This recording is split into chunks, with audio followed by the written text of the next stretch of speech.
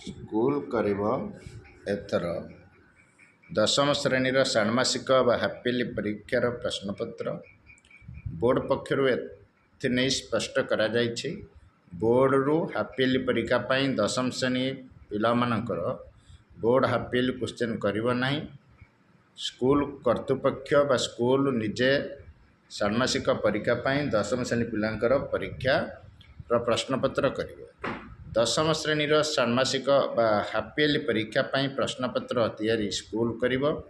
ପ୍ରଶ୍ନପତ୍ର ପ୍ରସ୍ତୁତିକୁ ନେଇ ଯେଉଁ ଲାଗି ରହିଥିଲା ଦ୍ୱନ୍ଦ୍ୱ, ସେହି ଦ୍ୱନ୍ଦ୍ୱକୁ ଦୂର କରି ଏ ସମ୍ପର୍କରେ ଏକ ନିର୍ଦ୍ଦେଶନାମା ଜାରି କରିଛନ୍ତି ବୋର୍ଡ଼ କର୍ତ୍ତୃପକ୍ଷ।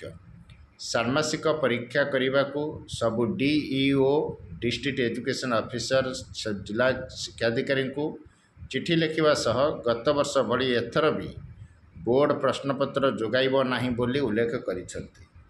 ବୋର୍ଡ଼ ସ୍ପଷ୍ଟ କରିଛି, ଯେଉଁ ଷାଣ୍ମାସିକ ବା ହାପିଲି ପରୀକ୍ଷାର ପ୍ରଶ୍ନପତ୍ର ବୋର୍ଡ଼ ଦେବ ନାହିଁ।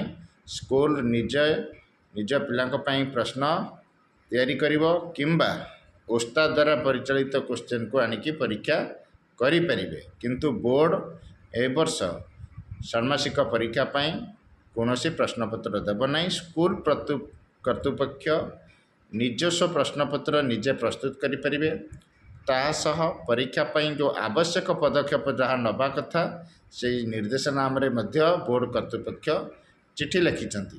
ସବୁଠୁ ବଡ଼ କଥା ହେଉଛି ପିଲାମାନେ ଯେଉଁ ଦ୍ୱନ୍ଦ୍ୱ ରହିଥିଲା ବୋର୍ଡ଼ କ୍ୱେଶ୍ଚିନ୍ର ପରୀକ୍ଷା ଦେବେ ନା ସ୍କୁଲ ଟିଚର ନିଜେ କରିବେ, ସେହି ଯେଉଁ ସନ୍ଦେହ ରହିଥିଲା ସେ ସନ୍ଦେହ ବା ଦ୍ୱନ୍ଦ୍ୱକୁ ବୋର୍ଡ଼ କର୍ତ୍ତୃପକ୍ଷ ଆଜି ଦୂର କରିଛନ୍ତି। ନିର୍ଦ୍ଦେଶନାମା ଜାରି କରିଛନ୍ତି ସବୁ ଜିଲ୍ଲା ଶିକ୍ଷାଧିକାରୀଙ୍କୁ। ସ୍କୁଲ କର୍ତ୍ତୃପକ୍ଷମାନେ ନିଜସ୍ୱ ପ୍ରଶ୍ନପତ୍ର ଷାଣ୍ମାସିକ ପରୀକ୍ଷା ପାଇଁ ତିଆରି କରି ପିଲାମାନଙ୍କର ପରୀକ୍ଷା ନେବେ। ଆଉ ପରୀକ୍ଷା ପାଇଁ ଯେଉଁ ଆବଶ୍ୟକ ପଦକ୍ଷେପ ସେସବୁ ମଧ୍ୟ ସେ ନିର୍ଦ୍ଦେଶନାମାରେ ଜାରି କରିଛନ୍ତି ବୋର୍ଡ଼ କର୍ତ୍ତୃପକ୍ଷ।